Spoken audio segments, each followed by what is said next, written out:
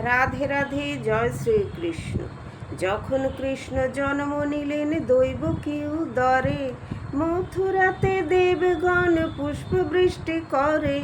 বসুদেব রাখি আইল নন্দের মন্দিরে, নন্দের আলয়ে কৃষ্ণ দিনে দিনে বাড়ে। রাধে রাধে, হরে কৃষ্ণ। তো এসে গেল আমাদের পরম প্রভু ভগবান শ্রীকৃষ্ণের জন্মাষ্টমী। জন্মাষ্টমী আমাদের যে পালন করব, জন্মাষ্টমীর দিনে আমরা কি করব? জন্মাষ্টমীর দিনে আমরা প্রভুকে, যেহেতু প্রভু শ্রীকৃষ্ণ রাত্রি 12টার পর জন্মেছিলেন, তাই জন্মাষ্টমীর কিন্তু রীতিনীতি পুজোর যা কিছু রাত্রিরেই হয়, কিন্তু তাও সকাল থেকে তো ঠাকুরকে সেবা ভোগ সবই দেয়া হবে। তো যাদের বাড়িতে রাধা কৃষ্ণ গোপাল আছেন তারা তো জন্মাষ্টমীর জানেন সবই কি কি করতে হয়। যার যেরকম ক্ষমতা গোপালকে পঞ্চগব্য বা পঞ্চামৃত দিয়ে স্নান করাবেন, এবং যদি এত কিছু না থাকে শুধু দুধ গঙ্গা জল দিয়ে স্নান করালেই হবে। তারপর নতুন বস্ত্র পরিয়ে মাথায় নতুন পাগড়ি, যা যা ঠাকুর শৃঙ্গার সব করা। এখন তো শুরু হয়ে গেছে প্রভুর, যেহেতু জন্মাষ্টমী আসছে, সবাই নতুন নতুন পোশাক শুরু করে দিয়েছেন, এবং সব কিছু মাথার মুকুট থেকে বাঁশি থেকে সব কিছু। তো তারপর এবারে শৃঙ্গার টিঙ্গার করিয়ে তারপরে প্রভুকে এবারে নানা রকম ভোগ টোগ দেওয়া হবে। তো এই সময় কিন্তু প্রভুকে শুকনো ভোগ দিতে হয়, যেমন আপনার ধরুন নারকেল নাড়ু, তারপর তালের ফুলুরি, এটা কিন্তু মেন, তালের ফুলুরি দিতেই হয়, মালপো, এই সমস্ত নানা রকম মিষ্টান্ন এগুলো দিতেই হয়। নন্দ উৎসব হচ্ছে তার পরের দিন, জন্মাষ্টমীর পরের দিনেই নন্দ উৎসব। সেই দিনে মহারাজা নন্দ আর রানী যশোদা, মানে পুরো তাদের গোকুলের সবাইকে নেমন্তন্ন করে সেদিনে খাইয়েছিলেন, যেহেতু ঘরে পুত্র সন্তানের জন্ম হয়েছে। তো এই যে পুত্র সন্তান দেবকী আর বসুদেবের পুত্র, বসুদেব রাত্রিরে যমুনা নদী পেরিয়ে এসে আর মা যশোদার কোলে রেখে গেছেন, আর যশোদার কন্যা সন্তানটিকে নিয়ে গেছেন। তাঁরা কিন্তু এসব কিছুই জানেন না, সবই প্রভু নারায়ণের ইচ্ছাতেই হয়েছে, আর মা যোগমায়ার ইচ্ছাতে। কেননা যোগমায়াই তো বলেছেন, তোমারে বধিবে যে গোকুলে বাড়িছে সে। মহারাজ কংসকে বলেছিলেন, তুমি যতই বাড়ো না কেন তোমাকে একদিন ধ্বংস হতেই হবে, আর তুমি ধ্বংস হবে তোমারই আপন ভাগিনার হাতে, আর অষ্টম গর্ভের সন্তান। তো তারপর এবারে কি হলো, সেই থেকে তো উনি গোকুলেই বাড়ছেন। এবারে নন্দরাজার তো মহানন্দ যে তার গৃহে পুত্র সন্তান হয়েছে, তো আর সন্তান একদম যেন ভগবানের মতো দেখতে। তার রূপের দিকে তাকিয়ে গোপিনীরা তো মানে অস্থির, যে একটা শিশু এত সুন্দর কি করে হতে পারে। কিন্তু ভগবান শ্রীকৃষ্ণের তো খুব সহজে জীবনটা কাটেনি না, তার জন্মের পর থেকেই তার পেছনে নানা রকম অসুররা এসে হামলা করেছে। মহারাজ কংস নানা রকম অসুর পাঠাতো, বকাসুর, এই সেই কাগাসুর, নানা রকম। তো তিনি ছোট্ট থেকেই তাদেরকে দমন করতে শুরু করে দিয়েছেন, মানে জন্মের পর থেকেই, জন্মের ক্ষণ থেকেই স্ট্রাগল শুরু। আমরা একটু কষ্ট পেলে বলি, ওরে বাবা আমাদের জীবনে কি কষ্ট, আমাদের মতো কষ্ট বোধহয় কেউ করে না, তাই না? আমরা একটু তো হতাশ হয়ে পড়ি। কিন্তু আমরা যদি ভগবান শ্রীকৃষ্ণের জন্মের ক্ষণ থেকে আর তার মানে বৈকুণ্ঠ লোকে গমনের কাজ পর্যন্ত যদি কিছুটা জানি, তাহলে আমরা বুঝবো আমাদের কষ্টগুলো সত্যিই সেরকম কোনো কষ্ট নয়, যে কষ্ট ভগবান নিজে পৃথিবীতে অবতীর্ণ হয়েও ভোগ করে গেছেন।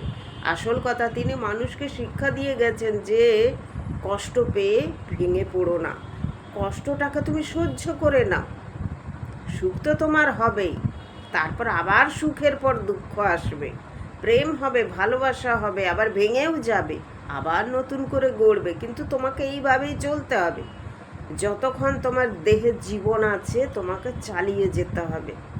কেউ তোমায় অপমান করুক, কেউ তোমায় ভালোবাসুক, সবেতেই অত ভেঙে পড়লে বা সবেতে আবেগে ভেসে গেলে হবে না। তিনি জন্মের ক্ষণ থেকে স্ট্রাগল করে এসেছেন, কারাগার থেকে বেরিয়ে এসেছেন, অত বড় যমুনা নদী পেরিয়ে তারপর এসেছেন গোকুলে। গোকুলে আসার পরেও তার উপরে বারবার হামলা হয়েছে, তাকে ছোট থেকেই সেই সব হামলা সামলাতে হয়েছে। আমাদের তো ভাবলে অবাক লাগে, তাই না? তো এইগুলোই হচ্ছে শিক্ষার বিষয়। তো নন্দ উৎসবে এটাই হচ্ছে যে গোকুলে এসেছেন, জয় কানাইয়া লাল কি, হাতি ঘোড়া পাল কি। তারপরে দইয়ের হাঁড়ি ভাঙা হবে, উপরে দইয়ের হাঁড়ি রেখে দেয়া হবে। সেই দইয়ের হাঁড়িতে দেখেন না যে পর পর সব মাথার উপর দিয়ে ছেলেরা ওঠে, উঠে আর দইয়ের হাঁড়ি ভাঙে, মাখনের হাঁড়ি ভাঙে। এখনও আছে, অনেক জায়গায় এই নিয়ম আছে। অনেক উঁচুতে একটা মাখনের হাঁড়ি টাঙিয়ে রাখে, আর ছেলেদের মাথার উপর উঠে উঠে তারপর একজন ওইটা ভাঙে। তো এটাই নন্দরাজার ওখানেই কিন্তু এটা চালু হয়েছিল। তো সেই নিয়মটা কিন্তু এখনও চলছে, এখনও অনেক জায়গায় এই নিয়ম চলে।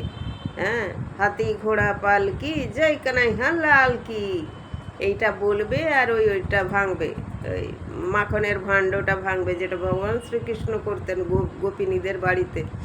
আবার যখন তিনি যেতেন না, রাগ করতেন, মা বকাঝকা করতো, কখনো ছড়ি দিয়ে পিটাপিটি করতো বলে রাগ হতো আর যেতেন না, তখন গোপিনীদের মন খারাপ হয়ে যেত। এসে বলতো, কি হয়েছে তোমার লাল্লা কেন যাচ্ছে না আমাদের বাড়িতে, কানাই কেন যাচ্ছে না যশোদা?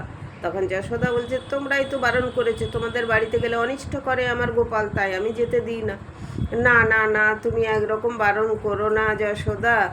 বয়স্করা বলতেন আর সখীরা বলতেন, না যশোদা বোন, তুমি এরকম বারণ করো না, লাল্লাকে পাঠাও, ও ও ভাঙুক, মাখনের হাঁড়ি ভেঙে দিক, চুরি করে খাক, বন্ধুদের নিয়ে যা খুশি করুক, তাও আমাদের মনে শান্তি আনন্দ। না হলে মনে হয় যে আমাদের জীবনে কোনো সুখ নেই, দুঃখ ভরে গেছে। কেননা ওনার মুখটা দেখলেই সবারই জীবনে মানে দুঃখ কষ্টগুলো চলে যেত, এটাই হচ্ছে আসল কথা। তো নন্দ উৎসবে প্রভুকে সবাই, ভগবান শ্রীকৃষ্ণকে, রাধারানীকে সেদিনে নানা রকম ভোগ টোগ করে খাওয়াবেন। এরপরে কিন্তু আবার জন্মাষ্টমী চলে গেলে তার আবার 15 দিন পরে কিন্তু হবে রাধা অষ্টমী। খুব ভালো করে মনে রাখতে হবে, রাধা অষ্টমীর দিনেও কিন্তু যেভাবে জন্মাষ্টমীর পুজো হয় সেইভাবেই রাধা অষ্টমীরও পুজো হবে। অর্ধেক মানুষ ভুলে যায় রাধা অষ্টমীর কথা, জন্মাষ্টমীর কথা মনে থাকে, রাধা অষ্টমীর কথা মনে থাকে না। হ্যাঁ, এটাই পৃথিবীর নিয়ম। কেননা রাধা অষ্টমী, সীতা নবমী এগুলো মনে থাকে না। রামনবমীর কথা মনে থাকে, সীতা নবমীর কথা মনে থাকে না। তো কিন্তু না, ভুলে গেলে হবে না, জন্মাষ্টমী করলে কিন্তু রাধাষ্টমী করতেই হয়, নইলে কিন্তু জন্মাষ্টমীর ফল পাওয়া যায় না।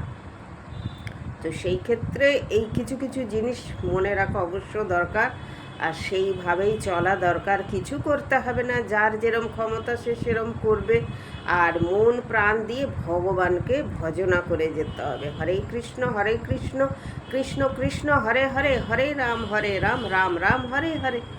এই তো, এই ভগবান ছোট্ট একটা মন্ত্র দিয়েছেন, এটা বললেই তিনি খুশি। তাকে কেউ সন্তান ভাবে, কেউ ভাই ভাবে, কেউ বন্ধু ভাবে, কেউ সখা ভাবে, তাতেই তিনি খুশি। তিনি কিচ্ছু চান না একটু ওই ভাব ছাড়া, ভক্তি ছাড়া, ভালোবাসা ছাড়া, তাতেই তিনি খুশি। সবাই খুব ভালো থাকবেন, সবাইকে রাধে রাধে, হরে কৃষ্ণ। সবাই ভগবান শ্রীকৃষ্ণ রাধারানীর আশীর্বাদে খুব ভালো থাকবেন। জয় শ্রীকৃষ্ণ, রাধে।